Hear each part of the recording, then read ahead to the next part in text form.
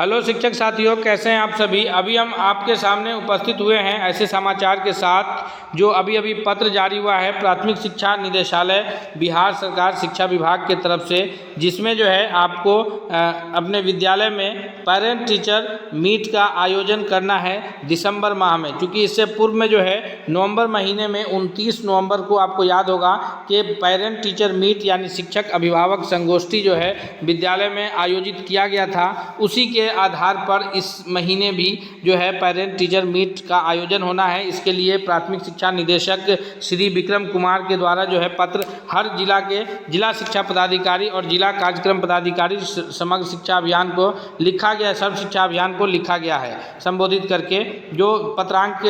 4528 और दिनांक 19/12/25 के डेट में। इस बार जो है 24 दिसंबर को सभी प्रारंभिक विद्यालयों में, प्रारंभिक विद्यालय का अर्थ यानी 1 to 5 और 6 to 8 के विद्यालयों में जो है हर एक बच्चा श्रेष्ठ बच्चा, इस बार का जो थीम है हर एक बच्चा श्रेष्ठ बच्चा के थीम पर जो है विद्यालय में आयोजन किया जाना है जी। तो इस वक्त की जो सबसे ये है कि 19/12 के डेट में यह पत्र निकला है कि हर एक विद्यालय में 24 दिसंबर जो कि सर्दी की छुट्टी से एक दिन पहले का दिन है, 25 दिसंबर से लेकर के 31 दिसंबर 2025 तक विद्यालयों में जो है शीतकालीन अवकाश घोषित है। लेकिन उससे एक दिन पूर्व यानी 24 दिसंबर को आपके विद्यालय में जो है प्रारंभिक विद्यालय में यानी 1 to 8 के विद्यालय में, चाहे वो 1 to 5 के प्राथमिक स्कूल हो या मध्य विद्यालय हो, वहाँ हर एक बच्चा श्रेष्ठ बच्चा टॉपिक पर जो है शिक्षक अभिभावक संगोष्ठी होना है। इससे पहले जो है आपको नवंबर महीने में 29 नवंबर को हुआ था। आइए हम जानते हैं कि इस पत्र के माध्यम से क्या कहा गया है। हर एक बच्चा श्रेष्ठ बच्चा थीम पर अभिभावक शिक्षक संगोष्ठी आयोजित किया जाना महत्वपूर्ण है ताकि प्रत्येक बच्चा को सिखाने की क्षमता और प्रगति को उसकी गति के अनुसार पहचान और सराहा जा सके। दोस्तों, हम अगर आप हमारे चैनल पर नए हैं तो सब्सक्राइब कर लीजिए, क्योंकि हम सभी प्रकार के शिक्षकों की जो न्यूज़ है वो आपको सबसे पहले पहुंचाते रहते हैं। यहाँ पर जो है आपसे इस थीम में जो हमें विद्यालय में शिक्षकों से बात करनी है, वहाँ पर क्या है कि शिक्षकों से अभिभावकों से बच्चों के शिक्षा में सक्रिय सहभागिता बनाने हुए और घर और विद्यालय के बीच सार्थक संवाद और सहयोग को सशक्त करने के लिए हमको क्या है कि बच्चों में सकारात्मक और समावेशी वातावरण सुनिश्चित करने के लिए ये काम करना है, जिसमें हमको इन निम्नलिखित थीम पर कार्य करना है। जो आज पत्र जारी हुआ है उसमें से यह है कि दिनांक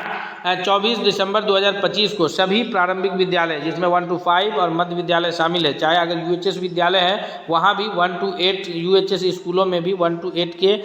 बच्चों के अभिभावक के साथ संगोष्ठी का आयोजन किया जाना है। अभिभावक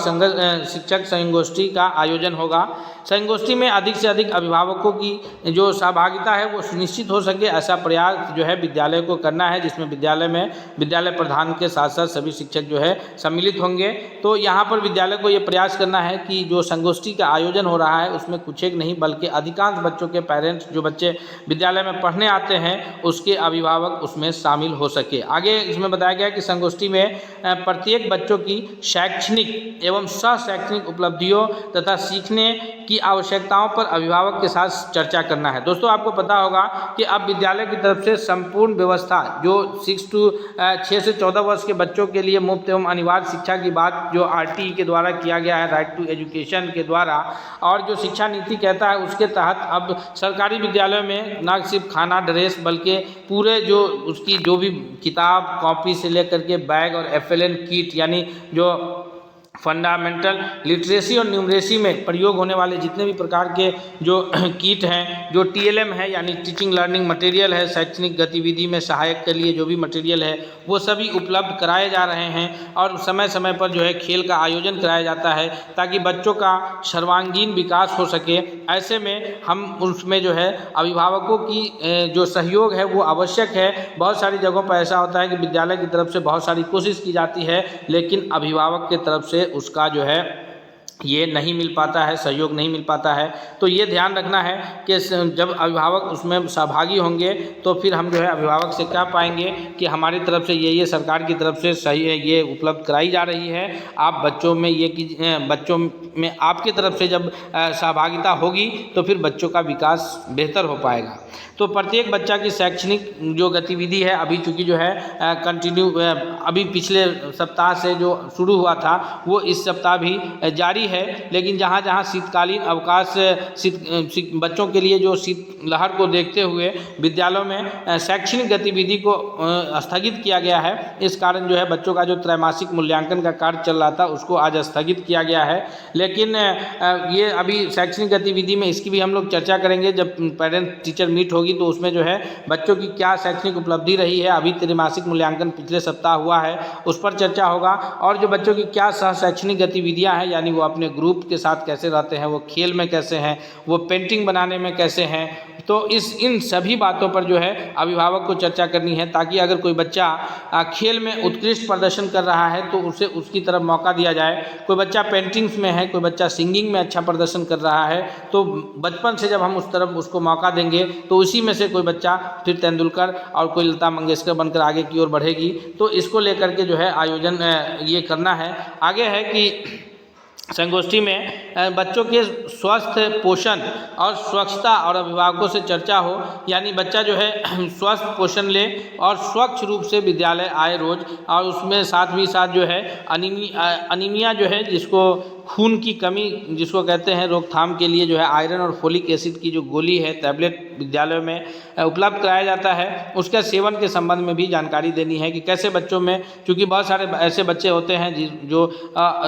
अनीमिया के शिकार होते हैं, यानी उनके पास जो है रक्त की कमी होती है, तो उनके लिए सरकार की तरफ से जो है आयरन और फोलिक एसिड की टैबलेट उपलब्ध कराई जाती है, उसका सेवन किया जाए। दूसरा, अभी चूँकि शीतकालीन लहर चल रहा है, तो ऐसे संबंध में ये भी आवश्यक है कि शीत ऋतु में बच्चों की सुरक्षा तथा विद्यालय में नियमित उपस्थिति बनाए रखने के महत्व पर अभिभावक को जागरूक करना है। हालांकि विभिन्न जिलाओं में जो है बिहार के जो